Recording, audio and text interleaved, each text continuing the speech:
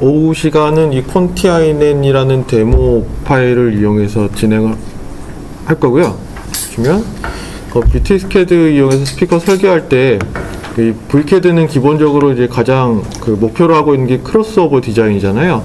그래서 이 크로스오버 디자인할 때 필요한 필수 데이터들이 있어요. 그게 각 스피커 웨이별 주파수 응답이랑 임피던스 응답, 이 두 가지 데이터가 확보돼야지 이제 크로스오버 디자인을 할 수 있는 거예요. 그래서 그러면 이 두 가지 응답은 어디서 가져오느냐? 제일 좋은 거는 그러니까 프로토타입을 제작 완료한 시점부터는 측정을 통해서 측정해서 사용하시면 되고요.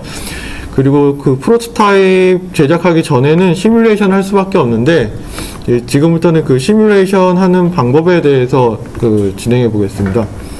그래서 드라이버 정보 입력, 그 다음에 인클로저 시뮬레이션, 배풀 응답 시뮬레이션 이런 순서로 진행이 될 거고요. 맨 처음에 이제 드라이버 정보 입력을 할 때 내가 사용하려고 하는 드라이버를 먼저 선정해야 됩니다. 몇 인치 트위터, 무슨 재질, 이런 거랑 우퍼는 몇 인치, 3웨이로 할 건지, 2웨이로 할 건지 이런 거 고려해서 드라이버를 선정하신 다음에 드라이버 자체의 특성을 측정해야 돼요. 이런 식으로 배풀에 가지고 있는 배풀에 박아가지고 직접 측정을 하든지, 아니면은 일단 시뮬레이션 단계니까 사양서에 있는 데이터를 추출해서 사용하든지 이런 식으로 해야 되고요. 넘어가면 여기서부터 보면서 하겠습니다. 걔들을 맨 처음에 실행을 하면요, 화면이 나오는데, 그래서 SPL 트레이스라는 도구가 있어요. 실행을 하시면 여기에 사양서에 있는 그래프를 집어넣으면 텍스트 파일 형태로 추출을 할 수가 있습니다. 그래서 PPT에는 스캔스픽에서 나온 이 우퍼 유닛을 예제로 가져왔고요. 그래서 카피를 해서 트레이스 이쪽에 붙여 넣으시면 이렇게 바로 붙어요. 여기서 임피던스 응답만 한번 캡처를 해보겠습니다. 임피던스 응답 가로축을 보시면은 이게 리니어 로그 스케일이잖아요. 그래서 여기 로그 스케일을 체크해 주셔야 되고요. 그 다음에 오른쪽에 있는 이 64옴이라는 거는 요 파란색 움직이셔가지고 조절을 해주셔야 되는데, 이 64옴 있잖아요. 여기 이 숫자는 정해진 건 아니고요. 여기 사양서 이 축에서 이 정도면 딱 정확하게 갖다 놓을 수 있겠다는 지점에 입력을 해주시면 됩니다. 상하는 64옴 딱 있었고, 하하는 8옴 정도 한다고 생각하면은 8옴 해가지고 오른쪽에 라인을 이동시켜 주시면 이렇게 되는 거예요. 이 범위 설정할 때 꼭 굳이 그래프 상한 하한을 사용하실 필요는 없고요. 중간 가끔 보면 이렇게 잘려 있는 것들이 있어서 그렇게 사용하시게 되면 되게 좀 부정확하게 데이터를 추출할 수가 있습니다. 이게 어차피 스케일 통해서 정확한 이 숫자가 매칭이 되기 때문에 딱 이 각 축에서 정확하다 싶은 지점을 택해 가지고 입력을 해주시면 돼요.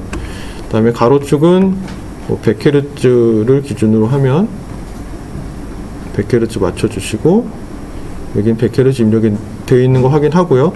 오른쪽 축은 1만에 맞춘다고 하면은 1만. 그래서 여기 확인하시고, 이제 트레이스 G 이걸 누르시면은 이제 이런 식으로 클릭해서 응답을 추출할 수가 있어요. 이렇게 되면 딱히 수정할 부분 없이 한 번에 캡처가 잘 됐고요. 색깔이 다르게 들어가 있는 건 한두 번 클릭 만에 이렇게 추출이 가능해요. 그 다음에 엑스포트를 누르시면 이렇게 임피던스 응답이 텍스트 파일 형태로 추출이 됩니다. 저장하시고, 이렇게 되면 1kHz에서의 임피던스, 10kHz에서의 임피던스 이게 나오는데, 적어 두실 필요는 없어요. 나중에 다 자동으로 입력이 됩니다. 이렇게 추출이 끝나면 다음으로 이제 드라이버 정보 입력 탭에 들어가시면 돼요. 이 드라이버 정보는 툴에서 인클로저 안에 있습니다. 그래서 이 그 스캔스픽에 우리가 사용하고자 하는 유닛의 데이터가 이미 사전에 입력이 다 돼 있어요. 유명한 유닛이어서 다 들어있는 부분이고, 클릭하시고 새로 넣으실 때는 플러스를 눌러서 입력하시면 되고, 기존 걸 편집하고자 하실 때는 연필을 누르시면 됩니다. 이런 식으로 이 각 그 사양서에 있는 파라미터를 똑같이 입력할 수 있게 창이 나오고요. 이 유닛 같은 경우는 제조사에서 그 정보를 상세하게 줬어요. 그래서 보통은 이쪽에 있는 일반적인 데이터만 제공해 주는데, 이 유닛은 이 익스텐디드 G 모델에 입력할 수 있게 상세한 추가 데이터를 주고 있습니다. 이런 데이터들이 있으면 이 데이터 활용하셔가지고 여기 입력하시면 되고, 여기 다 채우고 나시면은 이제 그 TS 파라미터 계산을 한번 눌러보시면 돼요. 보시면은 맨 위에 있는 이 빈칸에다가 방금 추출해낸 임피던스 응답을 집어 넣으시면 되고, 이제 이 툴을 사용하실 때는 두 번째 측정을 한 번 더 하셔야 돼요. 지금 그 추가적인 측정을 해놓지 않아가지고 여기서는 사용할 수가 없는데, 입력하시고, 그 다음에 에디드 매스법이면은 뭐 유닛에다가 추가 질량 한 번 더 집어 넣으셔서 그 대치 같은 장비로 이제 측정을 하시면은 거기서 나온 임피던스 데이터를 이쪽에 넣고 솔브를 누르시면 이 계산이 돼서 나옵니다. 지금은 여기 그 스펙 시트대로 입력을 해서 제조사에서 여기 다 제공해 줬잖아요. 다 잘 맞아 들어가는 모습이 보이고요. 여기까지 입력하시면 일단은 TS 파라미터 입력이 끝난 거예요. 그래서 TS 파라미터 입력이 끝나면 이제 어떤 타입의 인클로저를 활용할지 결정을 해야 되는데, 이 유닛에 최적화된 그 인클로저 부피를 제조사에서 정해주는 경우가 있어요. 이 유닛 같은 경우에는 클로즈드 박스 타입을 사용할 때는 17리터 박스를 쓰는 걸 권장하고 있고, 이때 특성은 뭐 이렇게 된다. 그리고 벤티드 박스, 그러니까 포트 타입을 할 때는 35리터를 권장, 이렇게 되어 있는데, 그래서 한번 넣어보면은 이 유닛을 선택을 하고 클로즈 박스 클로저에 17 하면 지금 이 저응 응답이 깨끗하게 내려가는 거 확인할 수가 있죠. 그리고 벤티드는 여기 포트형으로 바꾼 다음에 35리터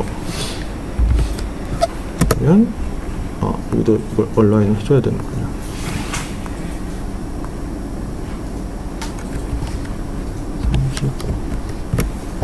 그러면 여기도 깔끔하게 이렇게 내려가고요.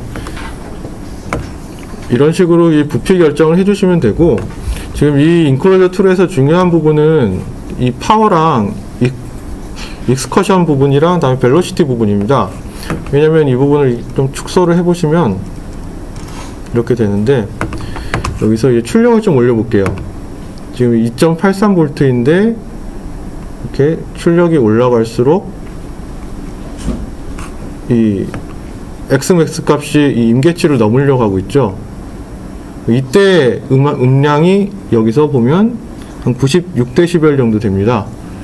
그러니까 이 경우에는 큰 고음압으로 쓰기 위해서는 포트 타입이 아니고 클로즈 박스로 가는 게 좀 더 유리하다, 뭐 이런 식으로 받아들일 수 있는 부분이고요. 클로즈 박스에서는 훨씬 많이 쓸 수가 있죠. 그리고 포트 타입 설계하실 때 조심하실 부분은, 보시면 여기 그 벨로시티 부분이 있어요. 이게 이 임계선을 넣으면 이제 포트 노이즈가 들리기 시작한다는 의미입니다. 그래서 이 부분도 꼭 이렇게 이 출력을 올려가시면서 확인하셔야 되고, 항상 여기서는 임계점 아래를 쓰시는 게 중요합니다. 이게, 네. 그래서 이거 아까 포트 노이즈를 좀 쓰려면 요구 면적의 4분의 1 정도 있잖아요. 5분의 1 정도를 쓰면 건강해요. 근데 내가 크게 듣는 사람 있잖아요. 야외 공장 크게 써야 될 거잖아요. 그렇죠? 그때는 거의 1대1로 가요. 이건 면적하고 1대1로 가면 포트 노이즈가 절대 안 생기겠죠. 인터넷에는 그대로 1대1로 나오니까. 그래서 이제 공연장 스피커 같은 경우 우퍼가 있으면 포트 4개를 둡죠. 이렇게 주변에다가. 면적 다 해보면 거의 1대1로 가면 절대 포트 노이즈 안 생기겠지. 그러니까 이거는 쉬운데, 근데 이제 요거를 갖다가 이것도 그래도 어느 정도는 맞춰놓는데 이거보다 훨씬 작은 것도 되게 많아요. 이렇게 보면. 그 다음에 이제 엑스맥스인데, 얘가 이렇게 많이 움직이는 거잖아요. 그렇죠? 움직일 때 보이스 코일을 좀 이렇게 많이 감아 놓으면 결국은 이게 그 자석이 흐르는 구간은 여기 이렇게만 될 거잖아요. 그죠? N극에서 S극으로 있으면 그렇죠. 근데 보이스 코일을 내가 이렇게 많이 걸어 놨잖아요. 그럼 내가 이 안에는 항상 세 개가 있는 거잖아요. 힘이 일정해 있는 거거든. 근데 내가 이렇게 움직이더라도 내가 이쯤 올라가더라도 이쯤에 이렇게 올라가더라도 여기에 이렇게 세 개가 있다고 하면 힘이 똑같았겠죠. 그렇죠? 내가 이렇게 내려오더라도 이 만약에 이렇게 세 개가 있었다고 있으니까 세 개가 똑같잖아요. 근데 이게 내가 요거밖에 없었다고 하면 요거밖에 안 감아놨어. 그럼 조금만 움직이더라도 이게 실제로 이 플러스에 움직이는 것들 두 개밖에 없는 거. 조금만 이만큼 올라가면 한 개밖에 없는 것들 힘이 그렇죠. 그럼 힘이 이렇게 가운데 있을 때는 힘이 3이 됐다가 조금만 움직이면 힘이 2가 됐다가 요만큼 움직이면 이만큼 올라가면 1밖에 없을 거잖아요. 그렇죠? 실제 자석에서 만나는 코일이 만나는 구간이 하나도 없죠. 힘이 하나도 없다고 여기면 힘이 1이고 힘이 2고 힘이 3이고 그쵸? 2밖에 되겠다. 이렇게 한 개도 없다가 1, 2, 3이 되겠죠. 다음 2, 1, 0 이렇게 되겠지. 그럼 힘이 요렇게 이렇게 왔다 갔다 한다고. 이렇게 되면 안 되는 거야. 내가 이렇게 충분히 이렇게 감아줬다고 하면 이만큼 감아줬다고 하면 항상 움직일 때 항상 이렇게 다 3이었겠죠. 이렇게 그렇죠. 이게 Xmax에 정의하는 거야. 좀 많이 감아놓으면 이렇게 만약에 움직이더라도 있잖아요. 힘이 똑같이 나온다고 이렇게. 그러니까 이렇게 많이 감아놓으면 어떻게 생기냐고 하면 이렇게 가는 식으로 왔다가 조금 더 생기는 식으로. 그쵸? 요만큼 움직이더라도 힘이 똑같다. 근데 내가 딱 저스딱 이렇게 해놨다. 이러낸다 그러면 이렇게 되는 식으로. 조금만 움직여도 힘이 쏙 빠져버릴 거잖아. 이런 것들이 되면 이게 안 좋다고. 조금만 크게 들어버리면 있잖아요. 이렇게. 꼭 볼륨 조절을 이렇게 한 것처럼 소리가 그렇게 들려요. 근데 그러면 그 많이 감아주는 거 쓰면 되지 않습니까? 그러면 두 가지 문제가 생겨. 많이 보이스 코일을 높게 감아주면 있죠. 두 개가 문제 생겨. 첫 번째는 뭐냐? 스피커 두꺼워지겠죠, 그렇죠? 많이 감아주니까. 두 번째 하나는 무거워져. 무거워지면 무슨 일이 생기니까 소리가 작아지네. 그래서 감도가 좋게 하면 이런 것들은 감도가 좋게 하면 이렇게 하면 되거든. 감도 좋은 스피커 치고 그냥 똑이라터 누르는데 소리 크게 나오는 거 있잖아요. 절대 좋은 소리 나올 수는 없어. 감도 높은 스피커는 좋은 소리 나오기는 이미 글러먹은 거야. 근데 이제 우리가 뭐 스마트폰이나 이런 데서 뭐 이런 것들 보면 소리 크게 나와야 되잖아. 배터리 적게 먹고 에너지 세이빙 이런 것들은 그렇게 가야 될 수밖에 없는데 하이파이 스피커 같은 경우에는 웬만하면 이걸 많이 감아주는 게 결국 Xmax 해주는 거야. 이게 이만큼 아까 여기 있잖아. 이만큼 줄 건데 이만큼 줄 건데 하는 거지. 내가 이만큼밖에 안 줬다고 하면 조금만 키우더라도 있잖아요. 안 될 거잖아요. 그쵸?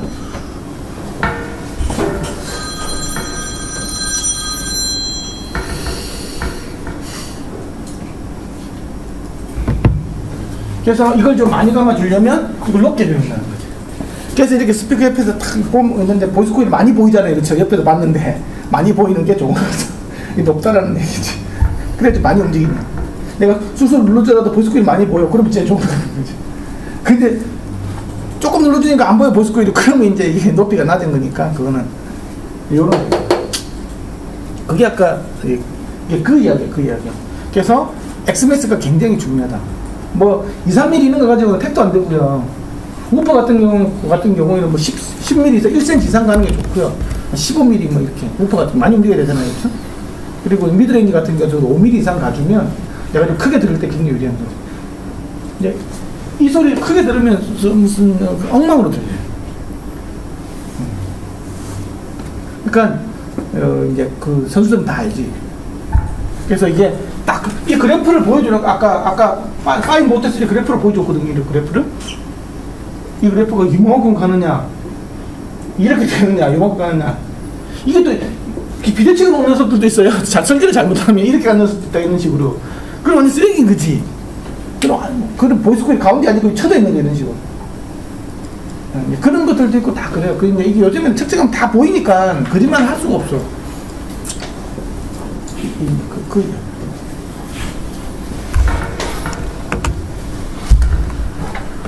네. 미안한데 조금 앞으로 한번 가봐. 앞으로요? 파푼. 그 그래프가 뭐냐 그러면 아까 파인 모타를 들어가. 파인 모타. 더. 콘 앞에. 이게 이렇게 이상하겠죠, 이렇게. 이게 쓰레기인 거라고 이게. 이걸 이렇게 보이스코일 높이를 이렇게 많이 해주면 있잖아요. 이게 이렇게 있는 식. 보이스코일 짧게 해주면 높이거든요. 높이가 짧아지면 이제 이렇게 이런 식. 근데 이제 이렇게 돼 있죠. 이렇게 비대칭이잖아요. 그래서 이건 잘못 설계한 거예요. 얘가 설계가 잘못된 거예요. 모양이. 그럼 이 모양을 바로 잡기 위해서 다 이렇게 좋게 가는 게 설계하는 방법이 다 있어요. 그런 게 있다고. 가세요. 네.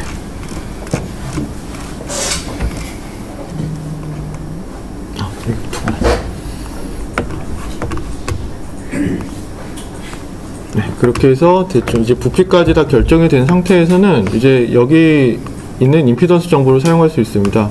추출하시기 전에 그 조작, 혹시라도 이 전압 부분 조작한 적이 있으면은 보통 2.83V 기준으로 측정을 하니까 2.83V 맞춰주시고 여기서 임피던스 추출을 누르시면은 이 데이터가 이제 그 텍스트 형태로 바뀝니다.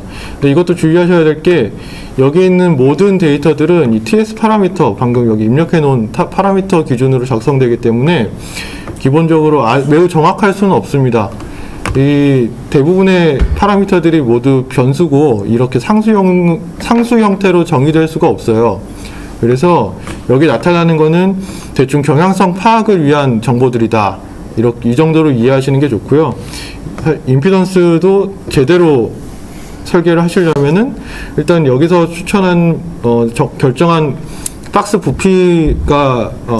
부피대로 인클로저를 먼저 만드신 다음에 실측을 하셔서 쓰시는 게 가장 정확합니다. 그 다음부터는 오차가 많이 줄어들어요. 여기 이 단계에서는 프로토타입 제작을 위한 대충의 가이드라인용으로 만드는 거기 때문에 이 데이터를 100% 신뢰하시면 안 됩니다. 이게 좀 주의사항이고요. 여기서 임피던스 추출 누르시면 텍스트 파일 형태로 임피던스 데이터를 생성할 수가 있고, 추출을 하시기 전에 지금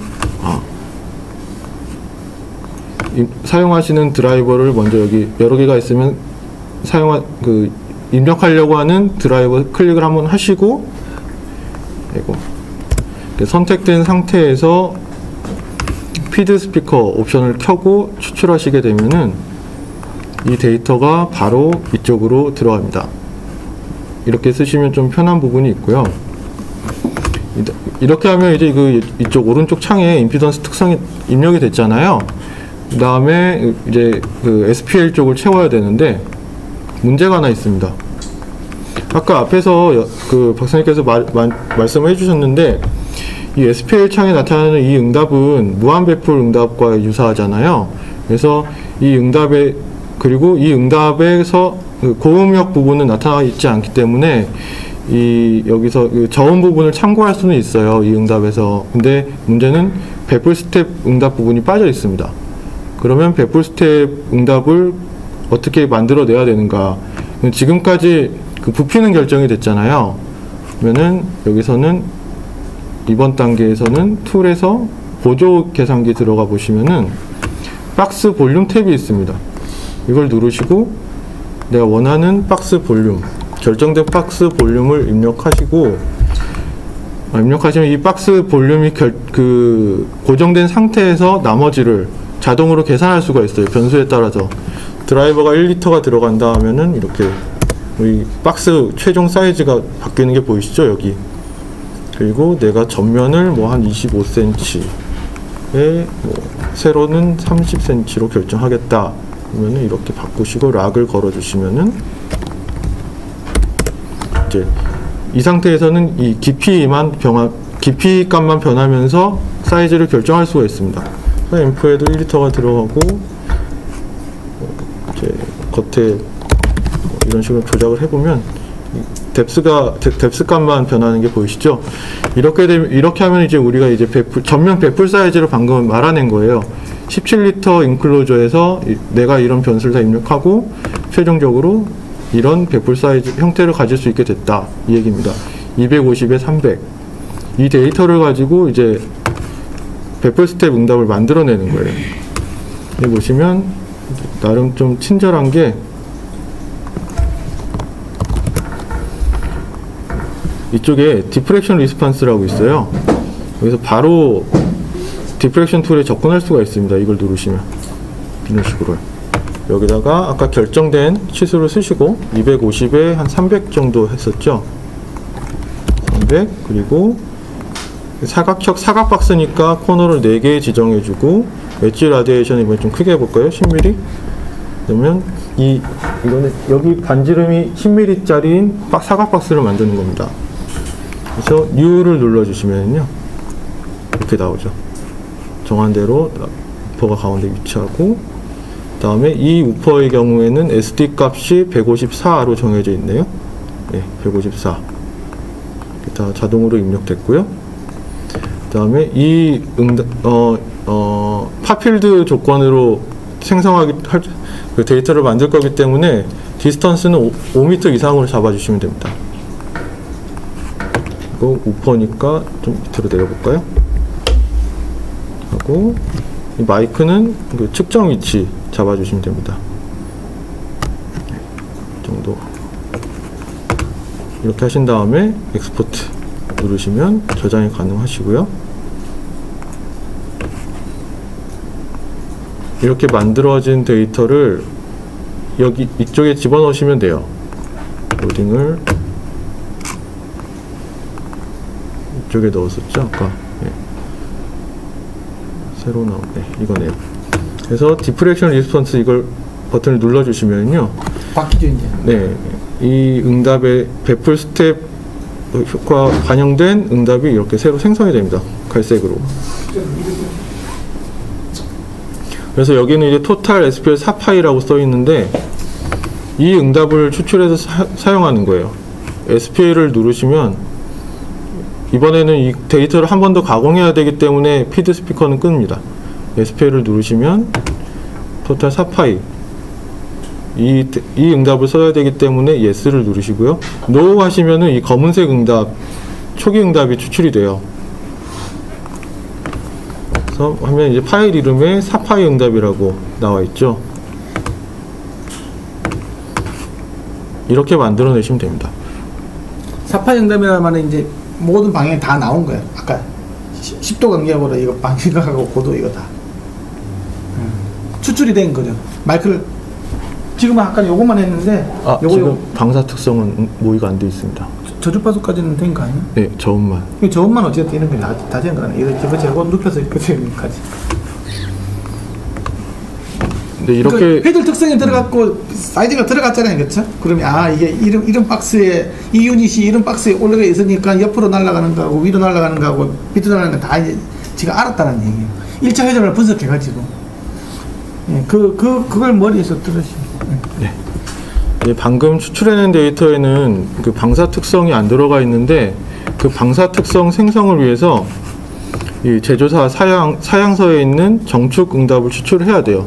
이 응답을 추출해 가지고 아까 그 디프렉션 툴에 집어넣어 가지고 이번에는 방사 특성을 시뮬레이션 하는 겁니다. 그래서 이거 하는 방법은 지금 시간이 넉넉하니까 그냥 갈까요? 이거 쉬었다가 아니 이걸 다 보여줄까요? 시간이 좀 넉넉할 것 같은데. 그건 나중에 또 지금 좀 쉬었다가 있잖아요.